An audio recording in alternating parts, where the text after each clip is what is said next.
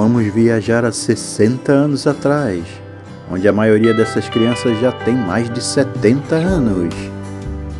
Era um outro Brasil, totalmente diferente do país que encontramos hoje. A despeito da grande crise política que se encontrava, era um país que estava em franco crescimento. E éramos muito mais felizes, pois havíamos acabado há pouco de conquistar nossa segunda Copa do Mundo, em 1962. Mas infelizmente nem tudo eram flores, pois estávamos diante de uma invasão comunista na América do Sul.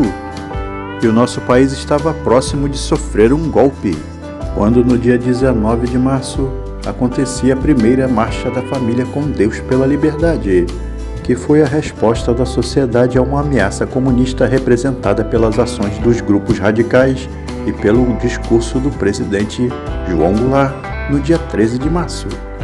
Tudo isso desencadeou no contragolpe de 64, com a deposição do presidente João Goulart no dia 31 de março, iniciando assim o regime militar brasileiro, que durou de 1964 até 1985. Falando agora sobre fatos marcantes do ano de 64, foi nesse ano a fundação da empresa Gradiente. Nos anos 70, a companhia teve um crescimento econômico relevante, implantando a sua primeira fábrica na Zona Franca de Manaus em 1972 e abrindo seu capital em 74. Entre outros motivos, a expansão aconteceu devido à limitação da importação de produtos eletrônicos durante o período. Há exatos 60 anos, numa final em 2 jogos, o Fluminense batia o time do Bangu e conquistava de forma brilhante o título carioca de 64, esperado há 5 temporadas. Falando agora sobre os automóveis, na Willys, o seu modelo de luxo, o Aero Willys, foi desenvolvido uma grande modificação no ano de 64 para a linha de 65. Um expressivo crescimento na parte traseira que aumentou ainda mais a capacidade do porta-malas e ainda garantiu maior harmonia em suas linhas. Mas quem já liderava o mercado de automóveis naquele ano era o Volkswagen Sedan 1200, popularmente conhecido como Fusca. Nesse ano, o Besouro cresceu 26% de suas vendas em relação ao ano de 1963, fechando o ano com 51.755 unidades produzidas.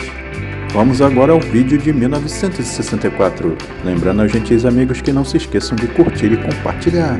E caso ainda não seja inscrito no nosso canal, por obséquio, se inscreva!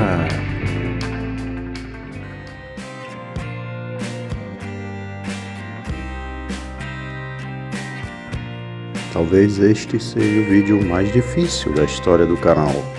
Falar do ano de 1964 é sempre difícil, pois mexe com sentimentos e entendimentos antagônicos. Mexe também com ideologias igualmente conflitantes. É como colocar as mãos no vespeiro. Porém, como fizemos em outros vídeos, neste não será diferente. Vamos nos ater apenas aos fatos. No calendário do século XX, o ano de 1964 está marcado para os brasileiros como o ano do golpe civil-militar, do dia 31 de março, e seus desdobramentos. O país sofria uma das suas piores crises, com greves, ameaças de guerra civil, caos quase incontrolável, deterioração econômica e financeira, indisciplina nos quartéis e inflação muito alta. Algo estava prestes a acontecer, pois a maioria dos brasileiros era a favor de uma intervenção militar em 64, o que de fato aconteceu. Mas não só dessas crises foram feitas no ano de 64. Vamos agora a outros fatos marcantes. Aquele foi o ano, por exemplo, do filme de 007 contra Goldfinger, um clássico do cinema interpretado por Sean Connery. 64 também foi o ano da chegada dos Beatles aos Estados Unidos.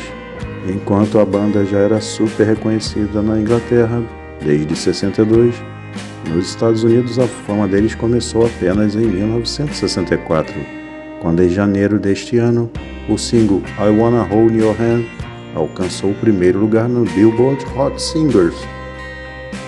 No dia 22 de outubro, a seleção brasileira de basquetebol masculino ganha a medalha de bronze olímpica, derrotando Porto Rico na final dos Jogos Olímpicos de Verão do México.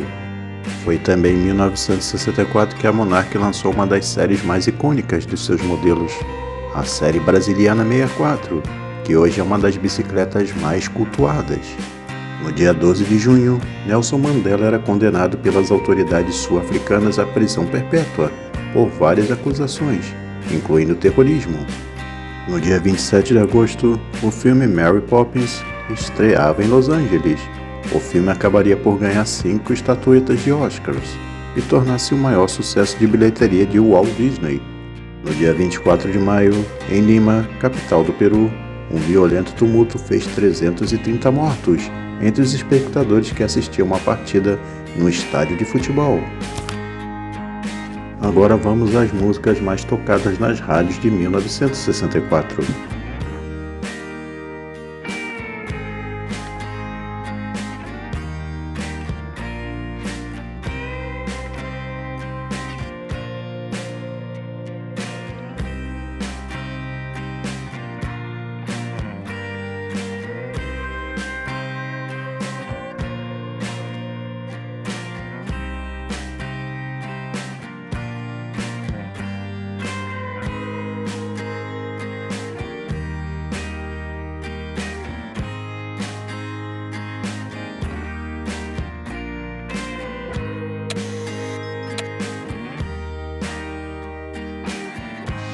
Senhores, interrompida a partida. Alô. Fala quem chamou. O juiz acaba de marcar penalidade máxima. Proibiu o time inteiro de comer pirulitos top G-Craques.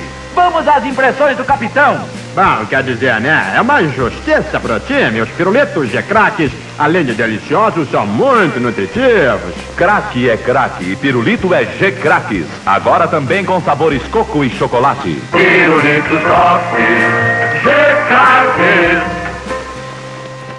Seu cabrão, minha natureza, quando alguém logo foi gritando. É nazista! Foi no Brasil, a turma gritava, bem-vindo, seu cabrão. Escreve aí, ó, caminha para o nosso querido rei, que a terra é linda e generosa, que é gente muito bondosa. Mas Cabral sentiu no peito uma saudade sem jeito. Volto já para Portugal, quero ir pela barriga. Nesta data, cumprimentamos carinhosamente a laboriosa comunidade luso-brasileira. Agora vamos falar dos carros. Afinal de contas, estávamos na aurora da indústria automobilística nacional. Muitos lançamentos importantes nessa época.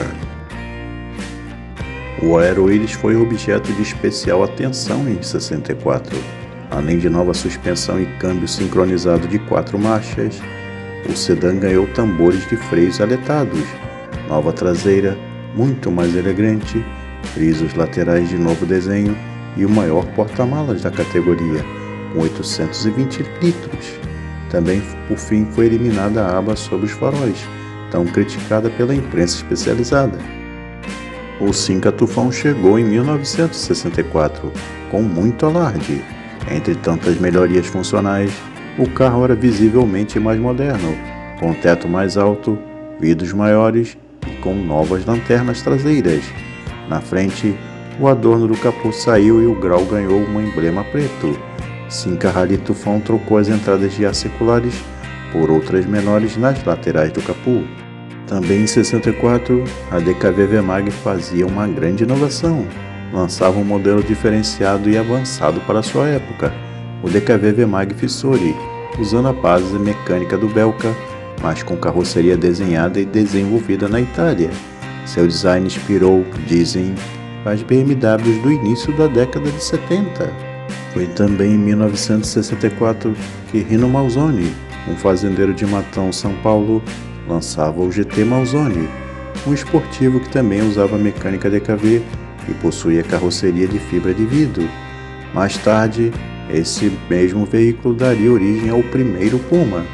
A Veraneio foi mostrada pela primeira vez no Salão do Automóvel de 64, no Parque do Ibirapuera.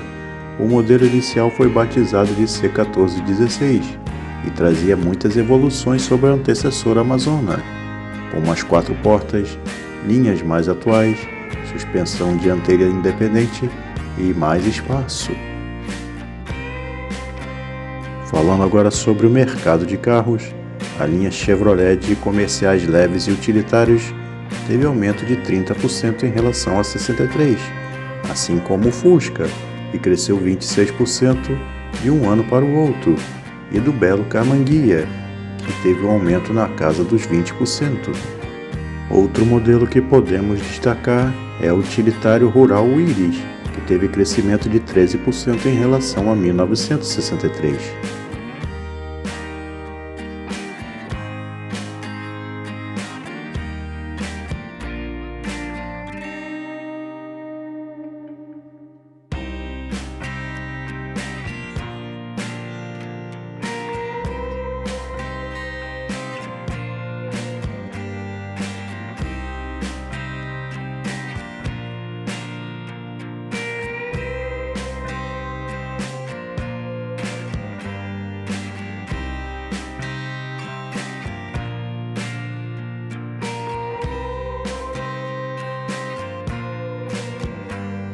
Agradecemos aos gentis amigos que acompanharam até aqui nosso vídeo. Não esqueça de deixar seu curtir e compartilhar com seus amigos. Se ainda não for inscrito no nosso canal, se inscreva. E até a próxima, pessoal!